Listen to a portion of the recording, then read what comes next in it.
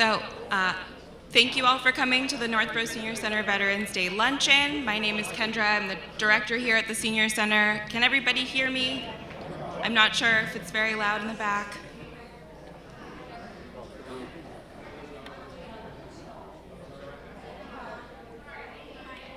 Okay. Good morning, everybody. My name is Kendra. I'm the director here at the Northborough Senior Center. I wanted to thank you all for coming to the Veterans Day lunch. We're getting ready to get everything started right now. So I did want to say on behalf of the town, John Coder would have loved to be here. He is unfortunately sick today, so you are stuck with me doing most of the talking. So for that, I am sorry. So we're going to get things started with the American Legion Post 234. All right.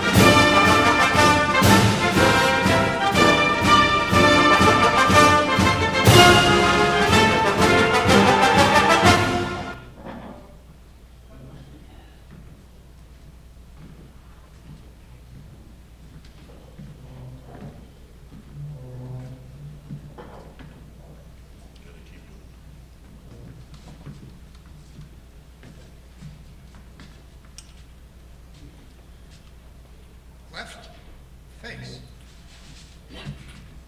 Present.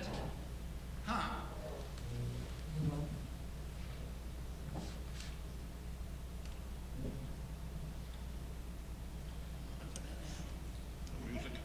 That's good.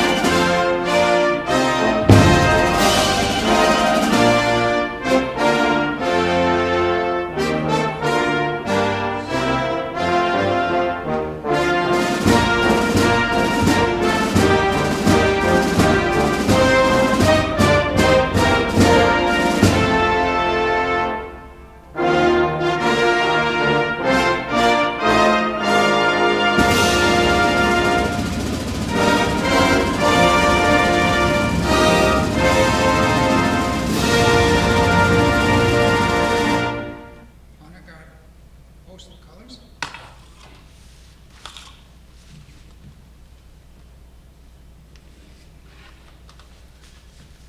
Order.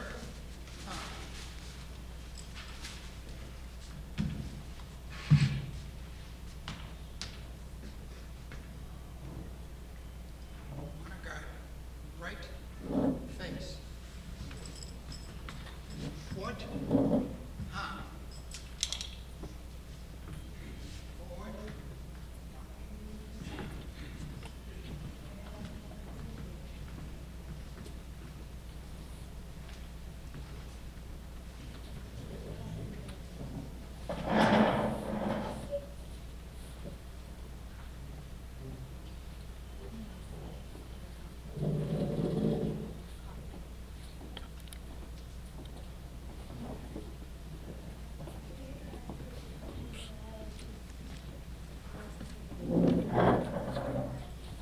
Order. Honor guard dismissed. Follow. Okay. Please be seated.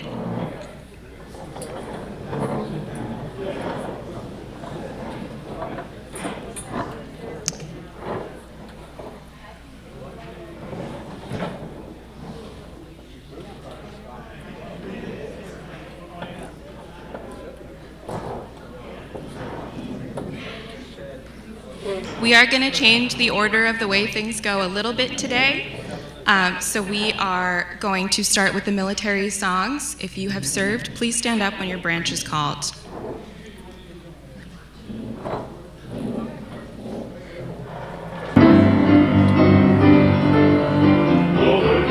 The United States Army.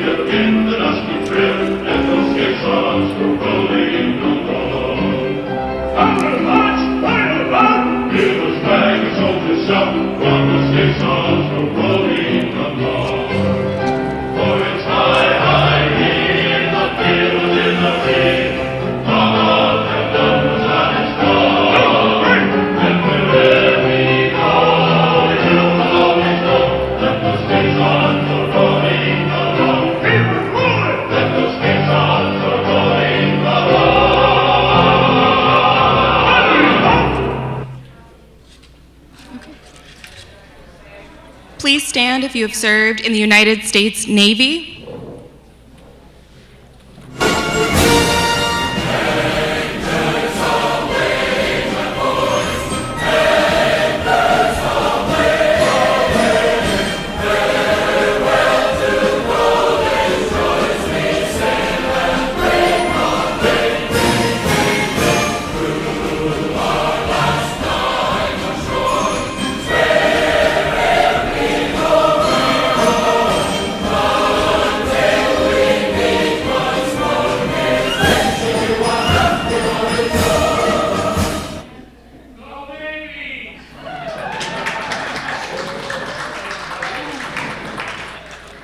The United States Marines. From the halls of Montezuma to the shores of Tripoli, we find our country's battles in the air, on land and sea. First to fight for right and freedom, and to keep our honor free. We are proud to claim the title of United States Marine.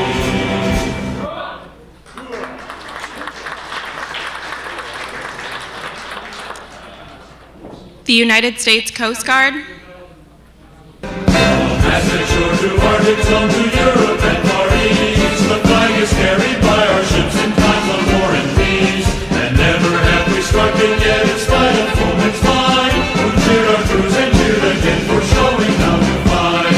So here's the Coast Guard marching song. We sing on land or sea, through surf and storm and howling gale, high shall our purpose be.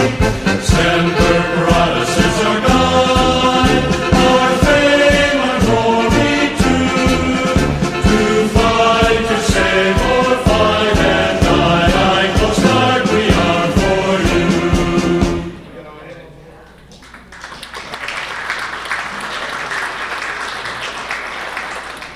The United States Air Force. Off we go into the wild blue yonder, climbing high into the sun. Here they come, zooming to meet our thunder. Adam boys, give her the gun. Down we dive, spouting a flame from under. Off with one hell of a roar. We live in fame, we'll go down in flame. Nothing will stop the U.S. Air Force.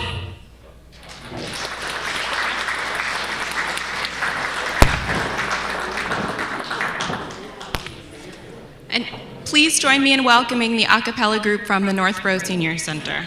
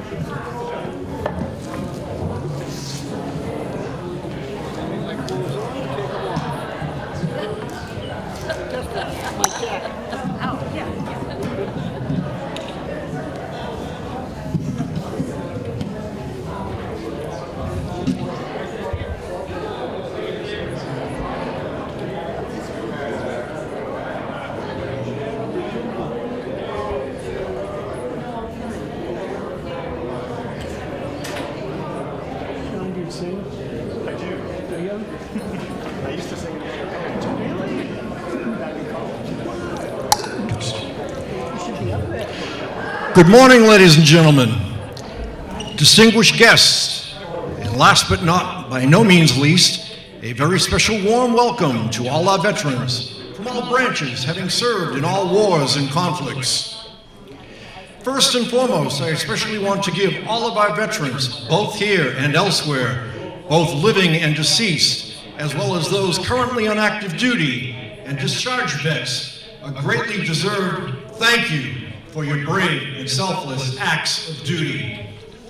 And as we stand here before you today, there are 4 of us up here that are also veterans. Mr. Les Lambert, a U.S. Army vet, Miss Rose Clark, a U.S. Marine Corps vet, Mr. Dave Elmore, a U.S. Navy Seabee vet, and myself, Jerry Bolin, a U.S. Army Vietnam era vet. One reason that I wanted to bring that to your attention is that we certainly can relate to you in terms of shared experiences as well as hardships that we all endured. We definitely share and understand what you have sacrificed. When we all raised our right hands and took an oath to protect this great country from enemies, both foreign and domestic, we did not take that oath lightly.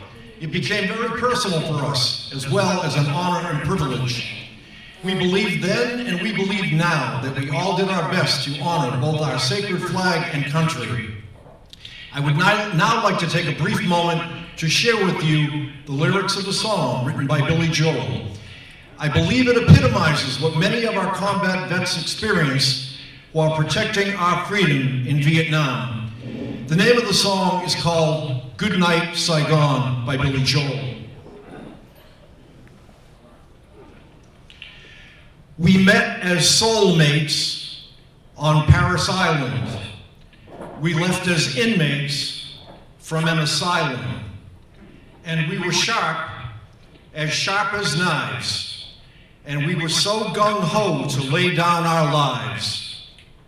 We came in spastic like tameless horses. We left in plastic as numbered corpses. And we learned fast to travel light. Our arms were heavy, but our bellies were tight.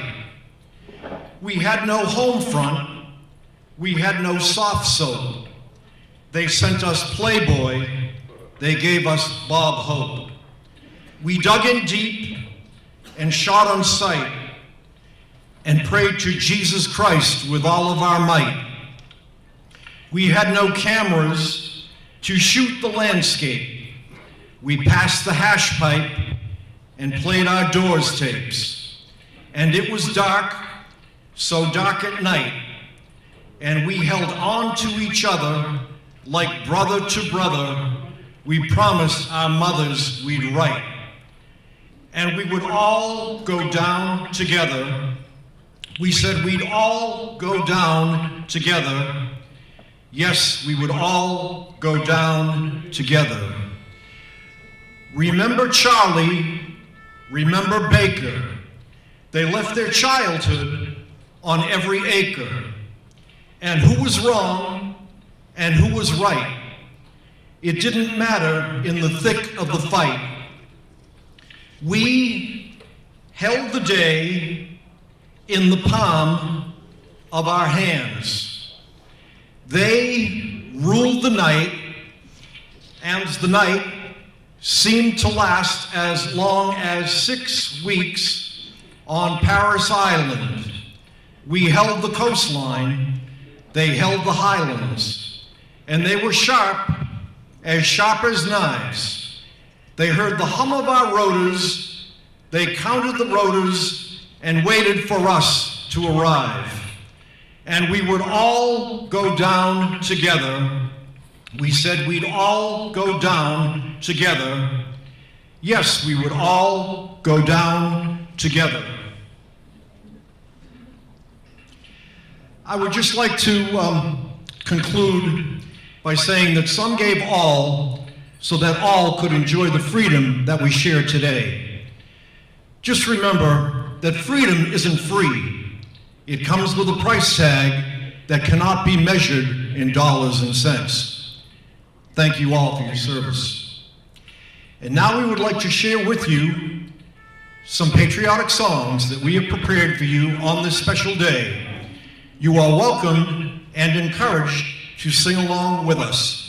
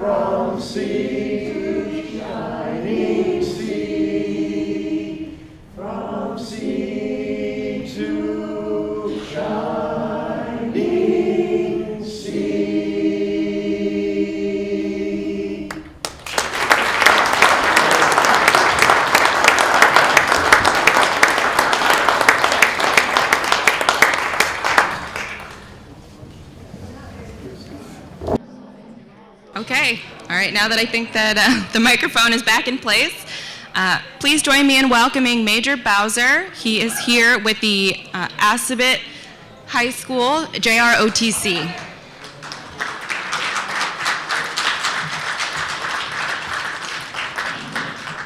Let me adjust this. Good afternoon, everyone. Happy Veterans Day. So a few words. As you enter the banquet hall, you should have noticed that before us tonight stands an empty chair and a single table draped in white. The table is smaller than others, symbolizing the frailty of our one prisoner alone against his or her oppressors. The white tablecloth draped over the table represents the purity of the response to our country's call to arms.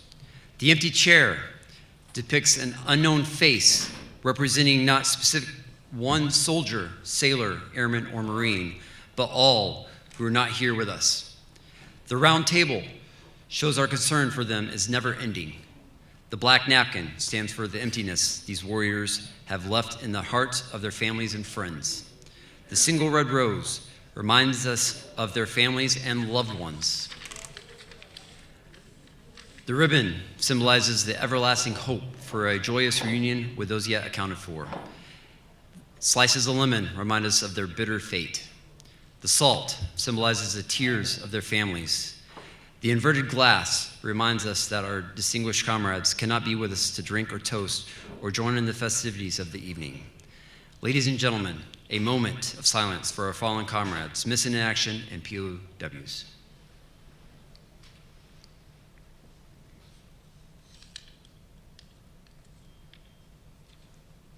All right, good morning, and thank you staff, friends, and family of the Northborough Senior Center for attending today's ceremony for Veterans Day. I'd like to start today by thanking all of those among us who, despite the risk of sacrifice, raise their hand to serve and defend this beautiful country. Our veterans, active duty service members, guardsmen, and reservists. Your service has helped keep our country and its citizens safe and free. If you're able to, please stand to be recognized. It's okay. I know we stood earlier. Thank you so much.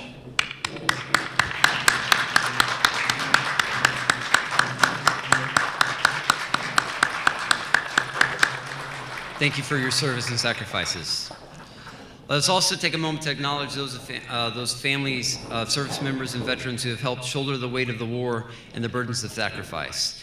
To the mothers, fathers, spouses, and children of our military men and women, thank you. Your love, support, and resilience are the backbone of this nation, and that must never be forgotten. So thank you for taking the time to honor our heroes. God bless you all and bless our veterans and bless the United States of America. Okay, thank you. Thank you for this.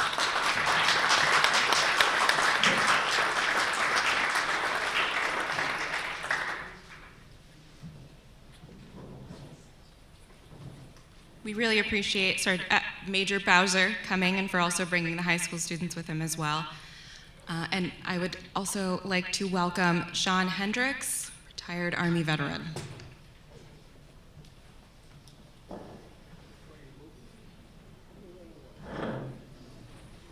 What, no applause?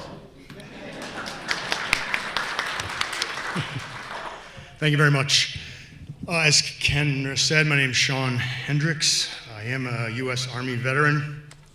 My work now, I work as the town manager in the town of Millbury. I like to think we have nice folks in Millbury.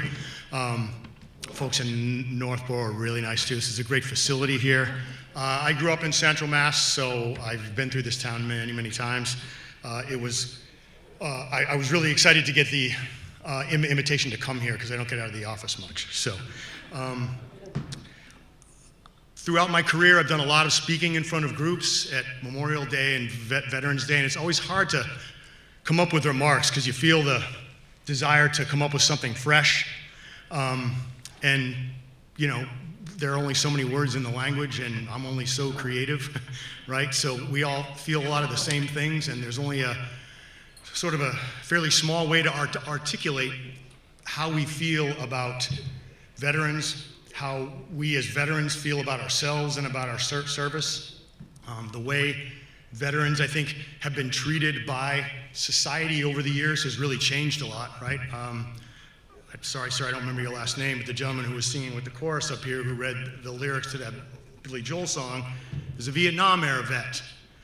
As I'm too young, I wasn't part of that. I was alive, but I was a child.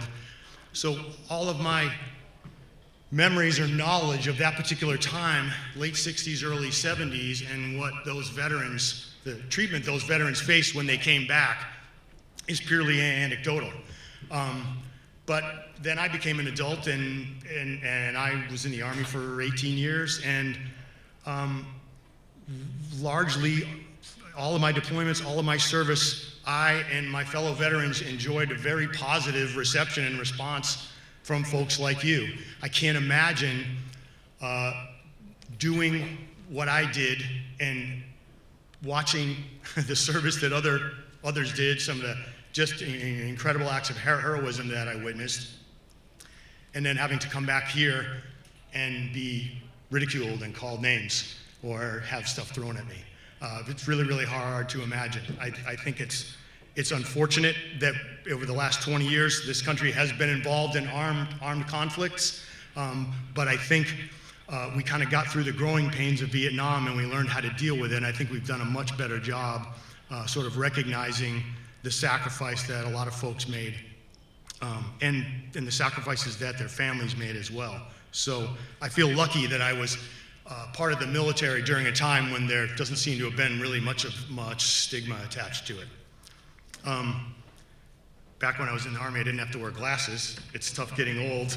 I had hair as well.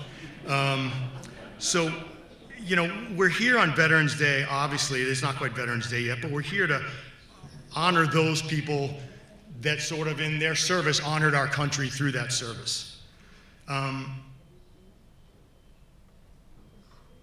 They wore uniforms. I'm going to say they instead of, I guess I should say we, right? We wore a uniform, and that set us apart from those who didn't wear the uniform. It set us apart from the bad guys on the other side, which is good, right? But wearing the uniform and the feeling that came along with it was something that I was completely unprepared for. I was 24 years old. I'd had a great opportunity. I had graduated, I had done really, really well in high school. I got accepted into Boston College, and I went to BC for 2 years, and I didn't have anything to show for it. I wasn't very disciplined. I came from a real protective household, and I wasted that opportunity that I had. Every day I walked out the door, and I realized, wow, no one's gonna ask me what time I'm coming home. There's no curfew. There's no where were you, who were you with? I didn't do a good job with that. So I worked for a few years, and then around age 24, I decided I kind of needed to get my stuff together. So I enlisted in the Army National Guard. I went in as a PFC, an E3. I had a little bit of college, and I went in as an aircraft mechanic. I loved helicopters. Nobody told me anything about flight school, any of that kind of stuff. Just this was a job that was open. It was at Westover Air Reserve Base, which is close to where I lived. So I said, what the heck? And I'll tell you something. It was a formative experience. I don't identify myself as a soldier now. Being in the Army is something that is a factor. It's something that has contributed to the man that I am now. But I don't identify myself as the Army or as a service person. But without having gone through, certainly boot camp and all the other stuff that we went through, I wouldn't be the same man that I am now. We never really know what our path is going to be, the path not taken. We have no idea. But I have to believe that the experience of going through boot camp, picking up dust bunnies and going here and then going there and then being yelled at, why are you here? I told you to go over there. And then going over there and say, why are you going over there? I told you to go over here. We all have those stories, right, of how the drill sergeants and drill instructors, depending on the branch you were in, well, I'll just say it screwed with us. Pardon my French, right? So, but there was a method to the madness, because when we all came out of it, we all sort of looked the same. We all marched the same. We all were part of this thing that we had never been part of before. I come from a really, really strong family. No military, a really small family. No military service. I was adopted when I was 7 months old. My adopted parents had small families. So I had a nice, typical 4-person nuclear family, but not a lot of extended relatives. And there was no military service that I was aware of. So at age 24, I graduate from boot camp and I find myself part of a family now. Now it's 35, almost 30 plus years later. I'm not in touch with any of those folks, but I still remember a lot of their names. Like sometimes I can't remember what I had for lunch yesterday, right? But I can remember the names of my battle buddies in the bunks next to me and above me and below me. And I remember the drill sergeants who made my life miserable, but ultimately took this sort of 24-year-old, uncertain, full of sort of unrealized potential, sort of, ball of clay, and helped to mold it into someone who I like to think is I guess the least I can say about myself is I'm a contributing member of society. I work, I pay my taxes. I try to do the right thing. I try to hold the door for people. I try to say please and thank you. I try to say sir and ma'am. I think I've lost a little bit of my military bearing over the last few years since I retired. 10 years ago, people said, oh, I could tell you were in the Army. You're either military or you're a cop. You're either law enforcement or military. It was military. So I think I've loosened up a little bit. My watch is still on military time. 53 minutes from now, it's not going to be 1 o'clock, it's going to be 1300. There are little parts of the military that are still in me that are never going to go away, in spite of the hard time that sometimes folks give me. But I find myself on days like today really sort of looking back as a person who is not nostalgic at all. I'm not a person who spends a lot of time looking backwards in my professional life. Those of you that have performed some type of public service or work for a town, you know that we sort of keep a little bit of an eye on the rearview mirror, but it's really all about what's in front of us, what's in front of us, what's in front of us. Forward leaning. We're forward leaning all the time. I've been a town manager for about 10 years. This is my 3rd town that I'm working in. But I always say I started my public service when I was 24. Because although in just casual conversation and colloquially, military service isn't technically considered or necessarily referred to as public service, I believe it is. There are a lot of analogies between my family at Town Hall, or in the town of Millbury, and my military family. Namely, what? We all have different jobs, wildly different personalities and backgrounds, ethnicities, religious beliefs, sexual orientations, all that kind of stuff. But you know what? We all have what? We all have one mission. We have a single mission, and we're all pulling in the same direction. And that's exactly what the military does, and that's exactly what the military taught all of us, right? The value of having that mission, having that thing to strive for, having that next hill to take, that next objective to secure. And although I don't think about it specifically every day, I believe if I hadn't gone through my military service, assuming I'm good at my job now, that I wouldn't be as good at my job. I wouldn't be an organized person. I wouldn't be looking out for my fellow citizens and my fellow workers.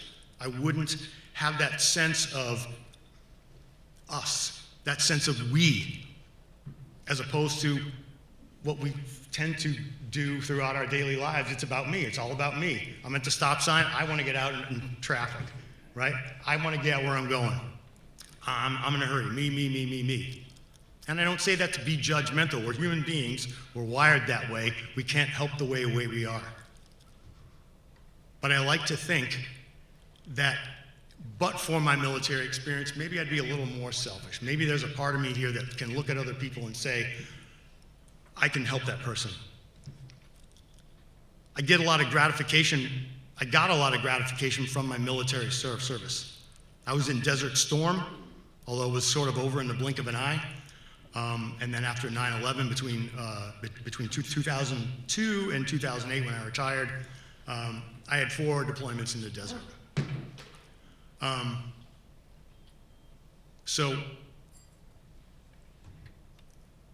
while in the desert, you meet folks who lived over there. I met Iraqis, I met Kuwaitis, I met Afghanis, I met Pakistanis. Sunni, Shia, didn't really matter. You know what? They're just like us. We get up, we do our thing, we go to work, we try to provide for ourselves and for our families. And you know what those people that live over there are doing? Exactly the same thing. The context in which they do it is wildly different than ours, right? We certainly have a lot of things, a lot of advantages that your average sort of, desert-dwelling, Middle Eastern desert-dwelling family doesn't have. But they don't care any less about their kids or their spouses or their dogs or their cats or their chickens. And so the remarkable thing about serving in the United States military is that we do it sort of for a paycheck. It's a job. Throughout our history, throughout America's history, we have encountered opponents who seem to have something deeper running in their blood, right? Kamikazes in Japan, right? You couldn't ask an American soldier, although many soldiers gave their lives and would have put their lives on the line, but we believe in the cause that we're fighting for, but we also sort of think about it. We analyze risk and say, is this something that we really want to do? What am I going to come out with on the other side? I'm not sure you could convince many American airmen to take their aircraft, their F-16, their F-18, whatever it is, and fly it into an aircraft carrier or fly it into a building or something, right? To die for their country, to die for their religion, to die for their cause. Purposefully give your life for the cause. But somehow, in spite of, some would say maybe that lack of incentive to do what we do, American soldiers and airmen and Marines, airmen and women, male and female, right? All genders, have constantly gone into the fray and stepped up and said, okay, yeah, I know I might get hurt here. I might get killed. Something might happen, but I got this big thing behind me. I got this flag with the 50 stars. And nowadays, 340 million people. And I'm going to do something to make sure that, even if it's selfish, that my life in central Massachusetts doesn't change. I like the way life is, and so I'm going to make sure that nobody's going to come here and take that away from me. And if somebody else clear across the world has a chance to enjoy some of that freedom that we do as living in a democracy and living in a republic, has a chance to enjoy that, well, hell, that's a good reason to go over and fight too. Because the alternative is living in a society where, in a dictatorship, where you can't just come and go as you please. You can't just say whatever you want. And the penalties for even sort of minor subversive infractions might be death. That's not a world any of us can envision living in, but that's a world that a lot of the rest of the world does live in. Sometimes the criticism that you hear about the US military from Americans is that this isn't our fight. Why are we over there? Why are we in the desert? Why are we, we're fighting for oil. We're fighting for the price of gas. It's really not about that. It's about this idea of freedom. And we all sort of know what freedom is, but if I asked you, ma'am, for example, to stand up here and say, hey, what is freedom? It's not a real easy word to articulate. It might take you a few minutes, right? So we know what it is. It's kind of like what the Supreme Court said about pornography years ago. I can't define it, but I know what it is when I see it. I know what freedom is. We live it. I look around at folks that are older than I am, and there aren't too many World War II vets. When I was younger, I got to meet a few, and I just, war then and war now is so much different. And I think of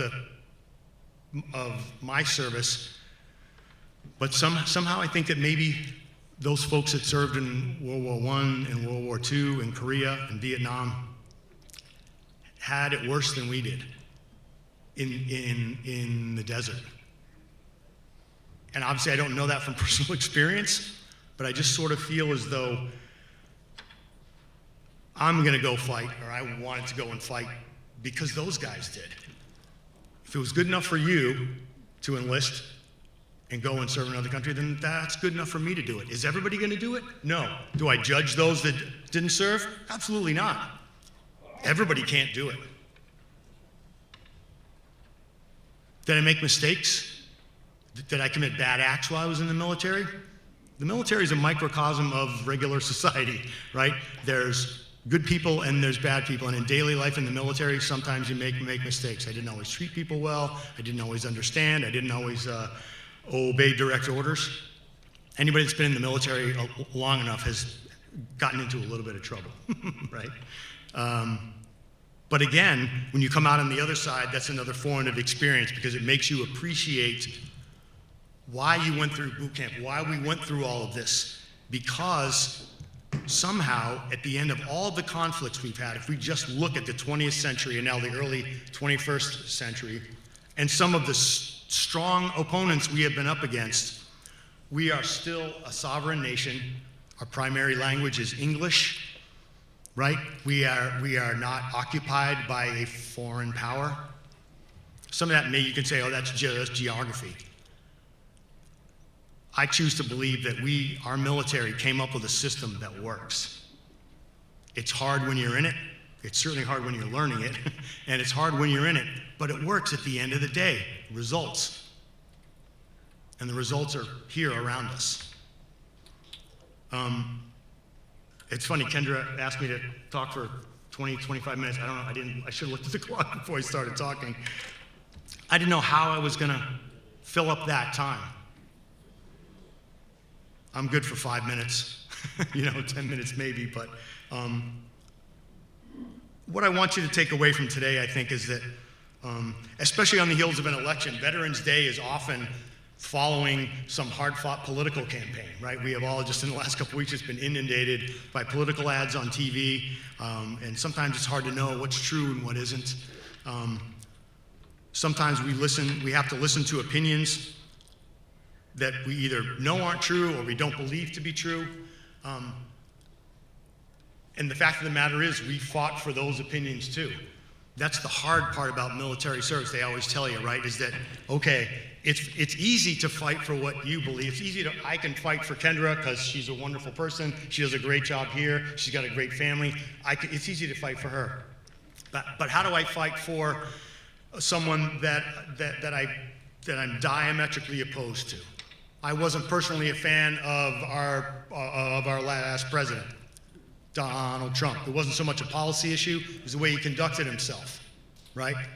But I can look at that man and say, okay, I disagree with the way he comports himself and maybe the way he delivers his message, but that's part of what living in the United States is all about. He gets to be that way, his way. He gets to be Donald Trump, and he gets to deliver his message the way he wants to because he lives in this country. And just because some people don't like it, that doesn't necessarily mean that he should be muzzled, right? Sometimes you can say it'd be nice if some people would turn down the volume a little bit, realize that there's other people that want to have a say. But we fight for the good and we fight for the bad. And that can be hard to keep sight of at times because it's counterintuitive. Right? Because some of the things that we hear other people with views that are different from ours, we feel as though what they're doing is damaging the country. It's damaging democracy. We've been hearing, the talking points around this particular election have been the fate of our democracy is at stake. That's been a lot of the rhetoric being thrown around. That's a big idea. And that's a lot of responsibility to put on average citizens. Like if I don't go out and vote for a particular candidate, our democracy's gone? Does that mean we become Russia? Does that mean we become Iran or Iraq? I don't know. I don't believe so. I believe there's always going to be people here on the left and people on the right. People are going to agree about some things and they're going to disagree about other things. That's what the United States of America is all about. When I was 24, I kind of had a hard time wrapping my head around that, right? Now at 56, I sort of see the world through a different lens now.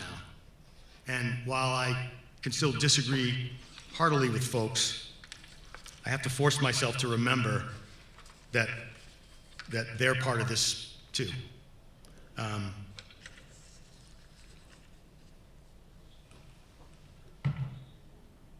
I'm not a big war stories guy. I'm hoping maybe Dr. Zawacki has, maybe you're looking for war stories. But there are a lot of folks who I know your families probably don't even know that you served, or they don't even know the conditions under which you served.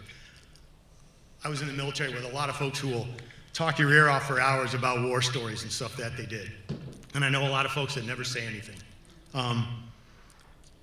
There are, again, as personally, I'm not a nostalgic person, so I'm fine not necessarily talking about things. But what I want to sort of conclude with today is, if you'll indulge me, is you all know what your veterans in your life mean to you.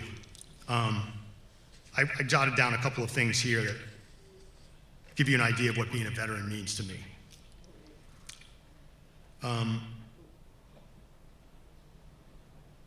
Once I enlisted in the military, I was a soldier, and eventually I went to war. After I went to war, after I was in for a long enough time, I was a veteran. I got out. My civilian career, grew. I got married, have a dog and a cat as my family. Everyone's doing well.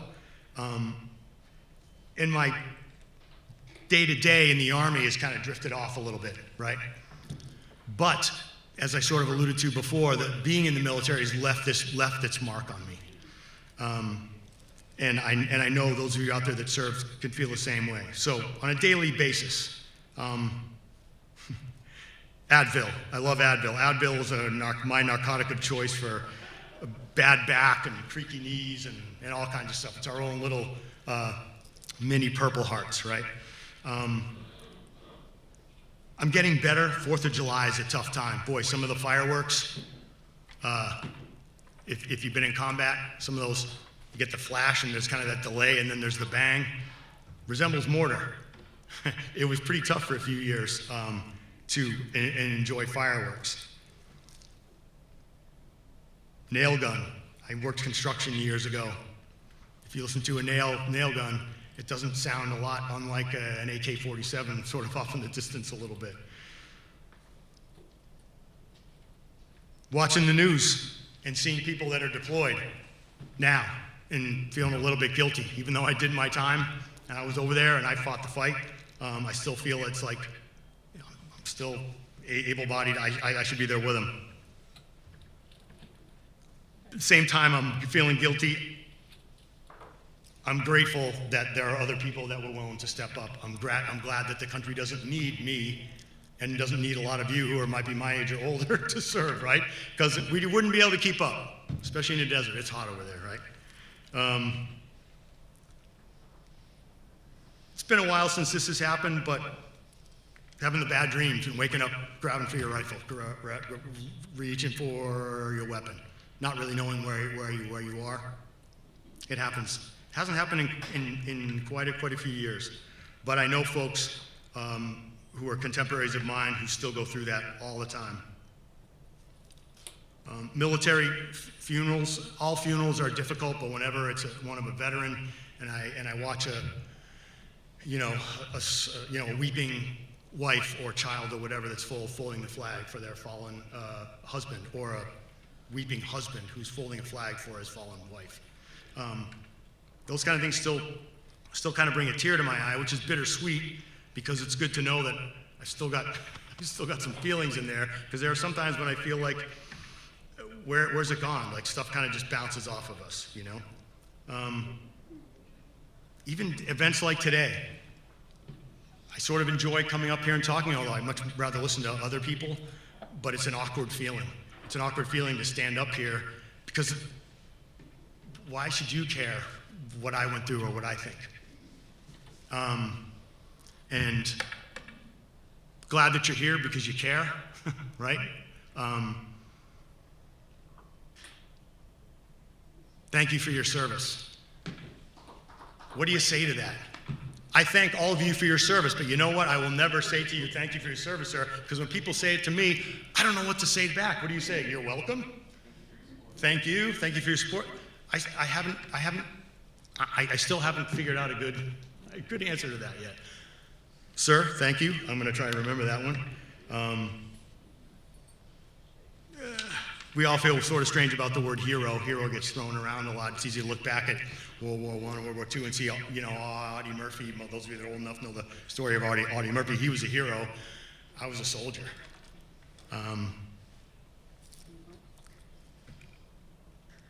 Getting older. I'm wondering, I forgot, geez, how did I do my taxes last year? Am I just getting old? Or am I finally suffering the effects of some knock to the head, some traumatic brain injury that was previously undiagnosed? When I don't hear words in a conversation, having to say what all the time, I feel like, what? Is that just because I'm just getting old, or is it because I suffered some hearing loss because I was around helicopters forever and hated to wear hearing, protection?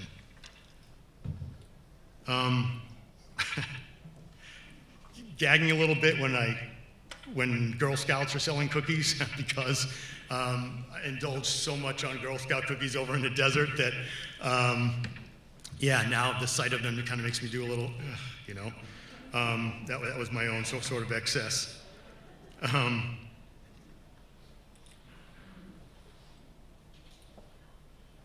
Red poppies, right? I have a collection of poppies. I've collected so many of those little poppies over the years, whether it's a boot drive in a town or city or just going to an event or something like that. For some reason, I kept them all. I don't have the anniversary cards my wife has given me over the years or whatever, but I have these poppies. I can't throw them away. I'm pretty prompt most of the time. I like to think my perpetual promptness is a result of my military service. Although, if my mother were alive and heard me say that, she'd be angry because I think she'd like to take some credit for that. I want to be treated like everybody else, unless being treated like a soldier is going to benefit me when I'm waiting in line at the airport or something like that. It's not so bad. On the one hand, I feel like in the end I'm human, don't want to be sort of called out or recognized, but there are moments when I feel guilty when I'm deriving some benefit from my service, and I feel like I feel a little two-faced. Being amazed when a group of young folks, high school students like these guys, be in a restaurant and the waiter comes over and tells me that they bought my meal. Again, that hasn't happened in years, but it happened a lot. Whether it was a coffee or a meal or something like that, people's willingness to just sort of say, hey, thanks.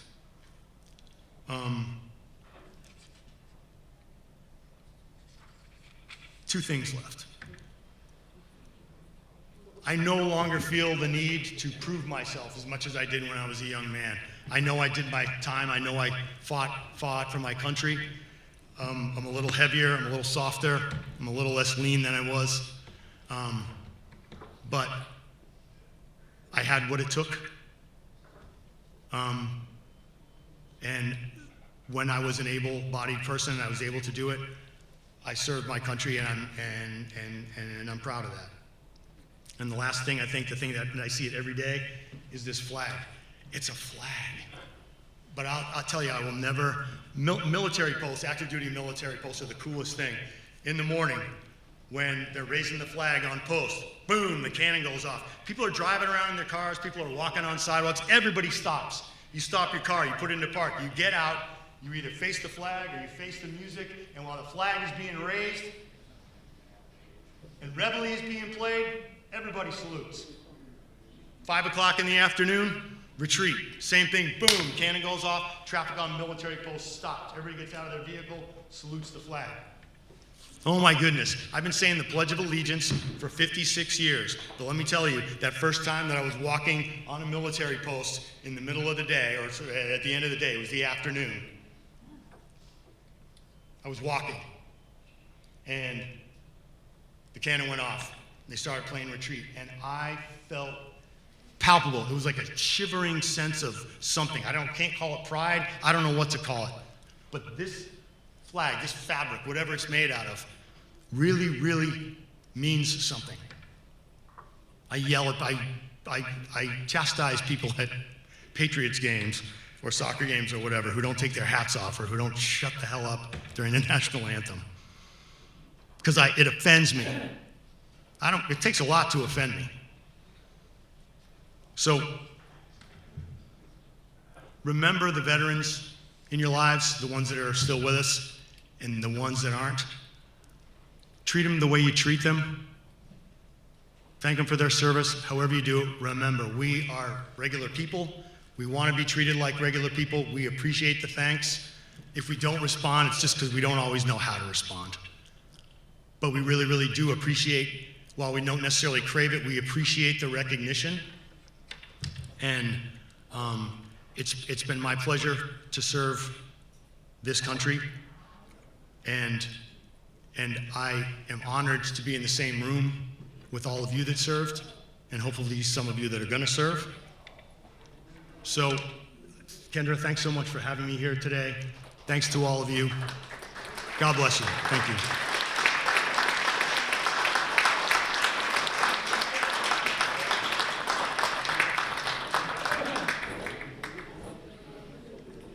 I would like to welcome Scott Rogers, selectman from the town of Millbury. He is taking John Coder's place. Again, as I mentioned, John is unfortunately sick, but he would have loved to be here.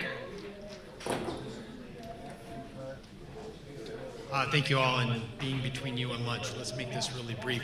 On behalf of the town of Northborough and the select board, where we have several members here, Mitch Cohen, Julianne Hirsch, Kristen Wickstead, and myself, thank you for coming and recognizing the veterans in our community.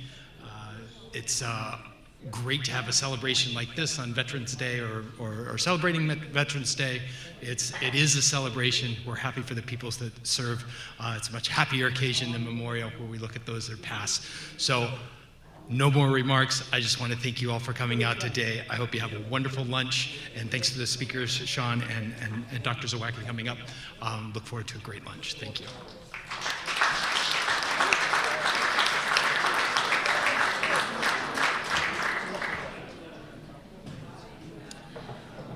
And if Deacon McCaffrey could come up and say the benediction before lunch, that would be wonderful.